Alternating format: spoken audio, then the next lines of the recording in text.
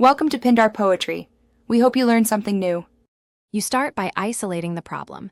Disconnect any external or Bluetooth keyboards so you test only the built-in unit. Once done, reboot into safe mode to see if the issue persists without third-party drivers. While the machine is off, check for crumbs, sticky keys, or liquid.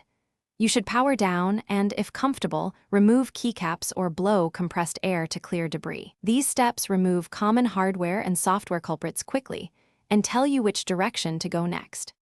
Now you dig into drivers and software. Open Device Manager, check the keyboard entry, update the driver, or roll back to a prior version if the issue began after an update. Make sure to restart after changes. Next, run a full malware scan in safe mode, plus an on-demand scanner to rule out keyloggers or malicious input simulators. Then connect a known good external keyboard and use the on-screen keyboard to compare behavior. This helps determine whether the fault is hardware. If diagnostics point to hardware, plan a repair. Replace the keyboard module or ribbon cable following device-specific instructions or have a technician do it.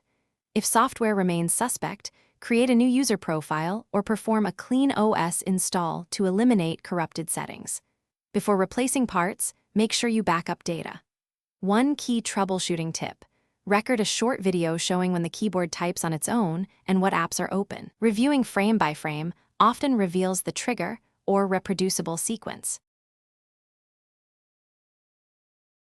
Thanks for watching. Consider subscribing if we helped you.